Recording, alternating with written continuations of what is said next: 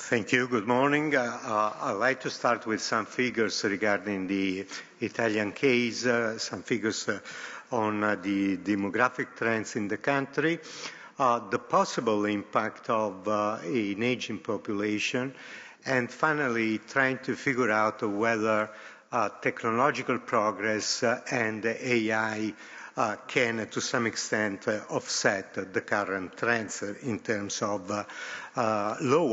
increase in productivity and more GDP growth. So some figures, unfortunately, I do not have charts, so this is just to attract your attention much more. Some figures regarding Italy.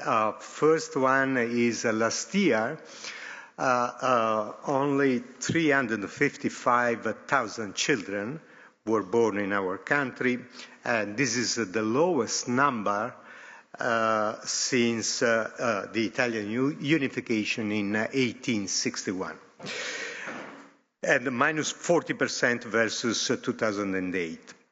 Second, the Italian Statistic Office foresees a huge decrease of the Italian population from the current 59 million to around 45 million in 2080. By 2050, which seems very long in the time, but is the day after tomorrow, more or less, 35% of Italians will be over 85. The working age population will fall by around 10 percentage points to just 54.3%. And this was already pointed out previously.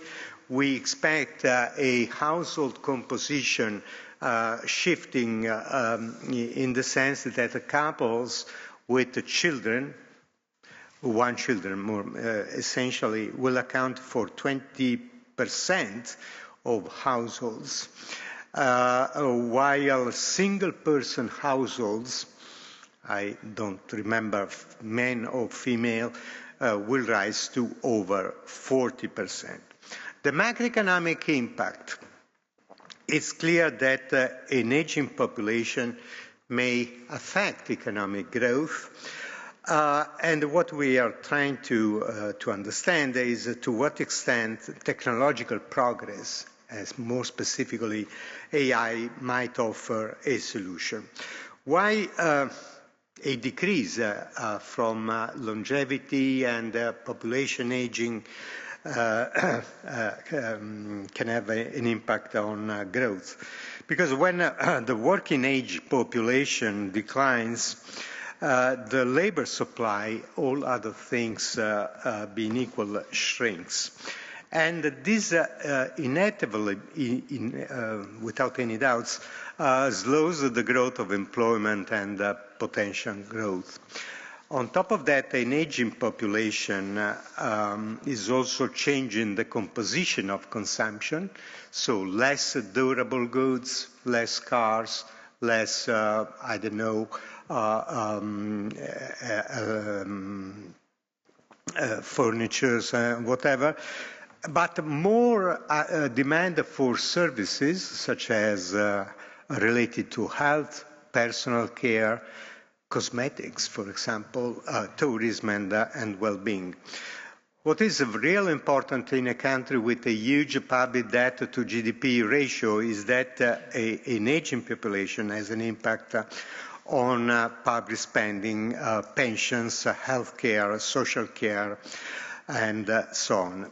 But a positive thing, in Italy we have a sort of, we have a lot of people who do not work nowadays. I'm referring to the low level of female participation in the labor market. I'm referring to the high proportion of needs in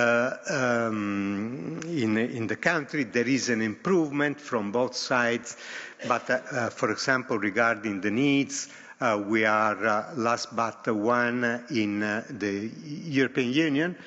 Only Romania continues to have the highest proportion.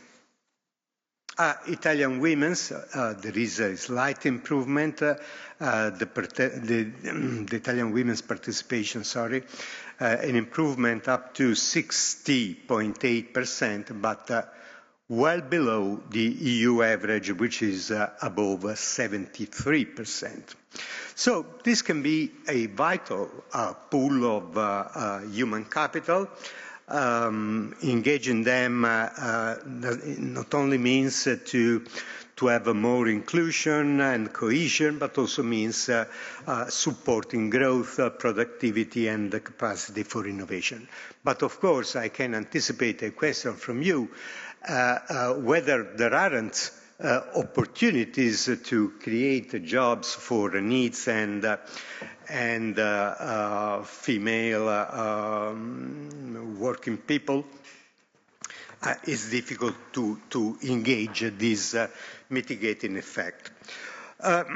Innovation. Many analyses points out the link between aging and innovation capacity.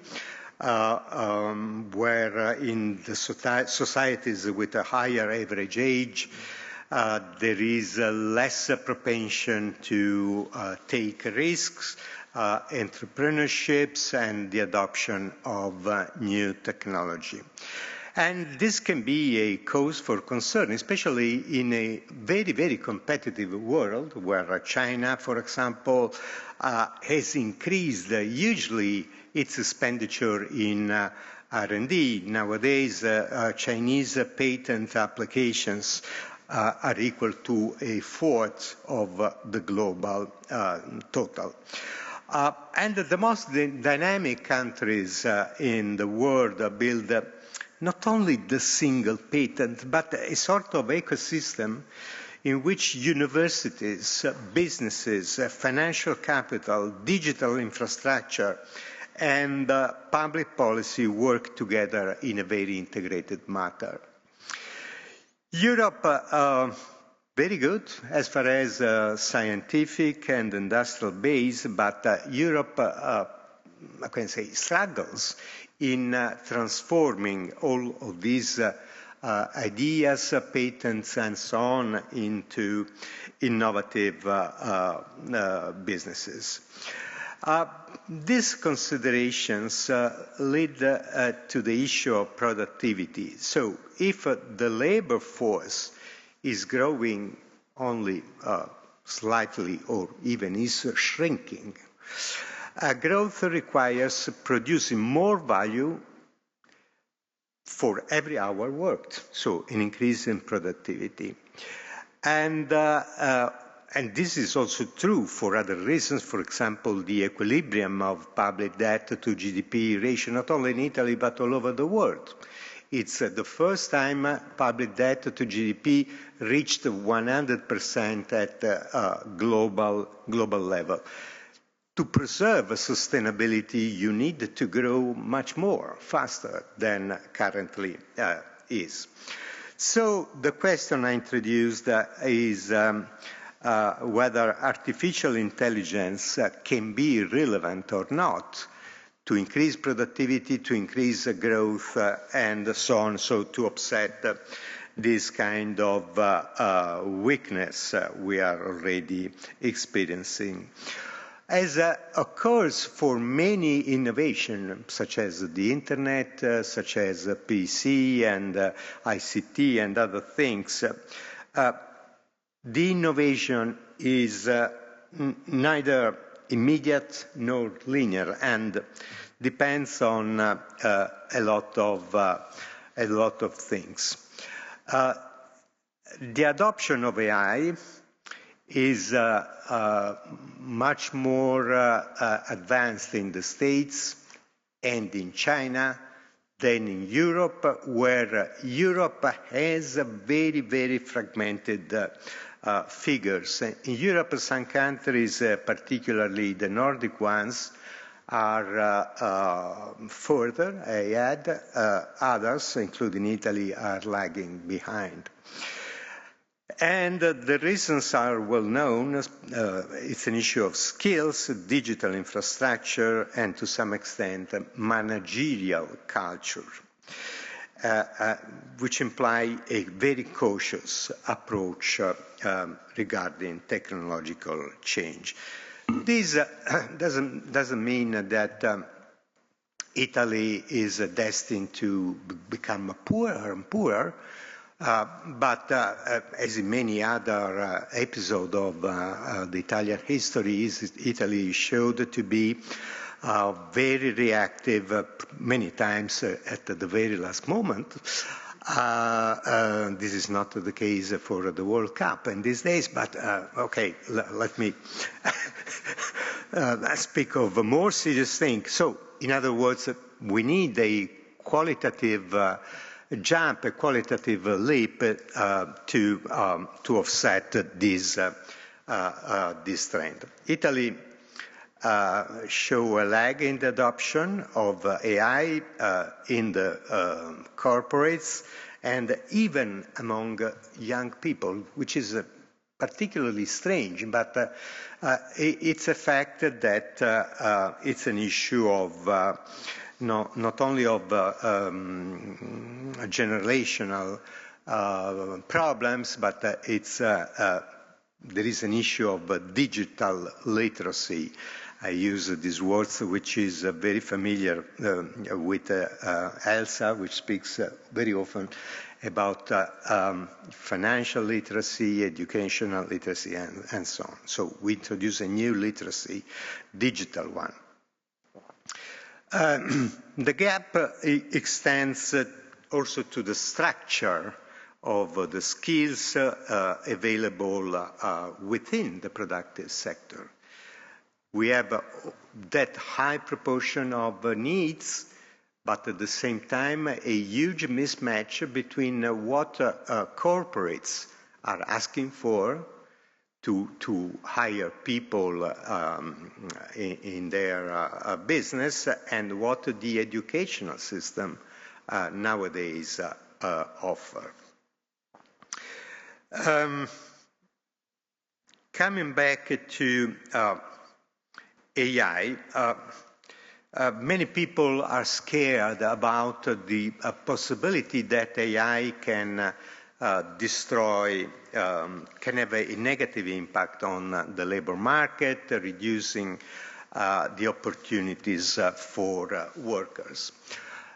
To me, the problem is much more complex because AI tends to transform tasks rather than eliminate entire professions.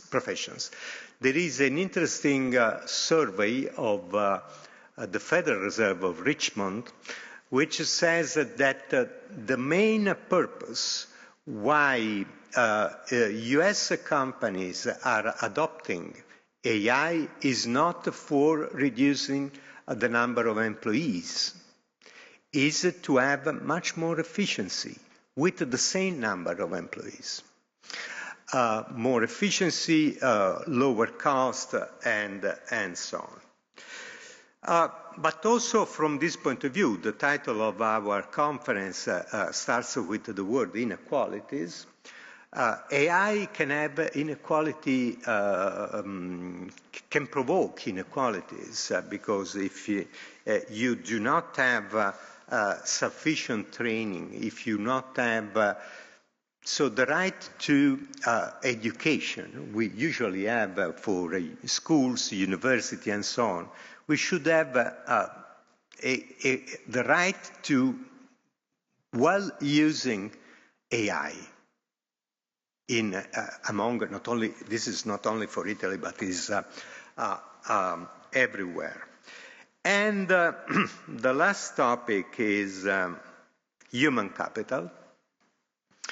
I guess that I believe that to have the maximum impact of AI, you not only need to have specialists in AI, but you need the people able to build a bridge between what AI can provide you or provide the company and the organization of the company. So not only specialists, most workers will need, as I said, widespread AI literacy, but also working on, as far as, how can I say, administrative, legal, commercial, technical workers, that they have to adopt AI, and so not only technicians, very expert in software and so on. So training cannot be viewed as a one-off initiative. We talk very often about continuous learning. And in this current world, much more competitive than in the past, this is mandatory, absolutely. Training is key to transforming technological innovation into productivity, inclusion, and sustainability.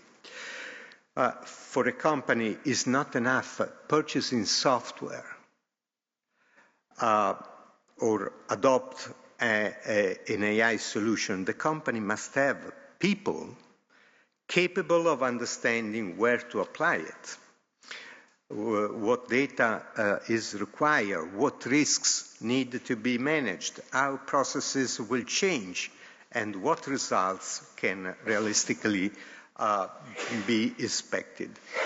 In absence of all of this, AI risks of remaining just an isolated investment, sometimes with an improvement at the micro level, but never at the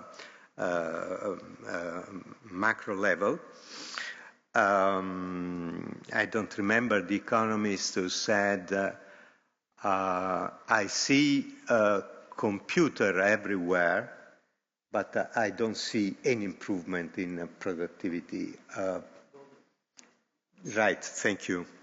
It was a test for your attention. Thank you.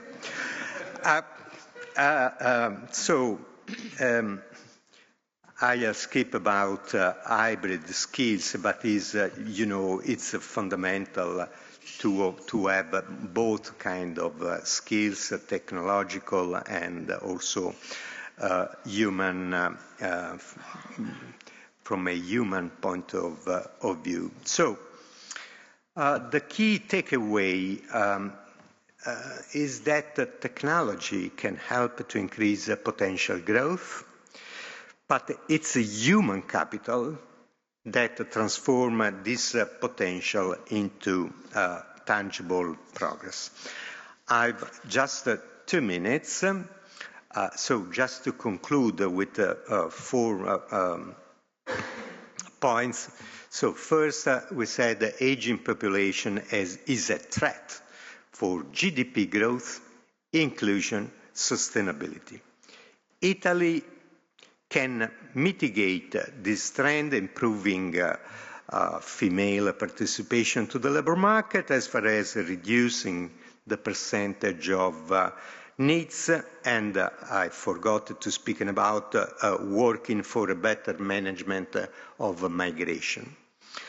Third point, technological progress and AI can allow an improvement in growth through a substantial increase in productivity, but nothing we can take for granted. So all the conditions we talk about are significant. And finally, human capital is really key to transform all the potentialities of AI in concrete progress in terms of productivity and GDP growth.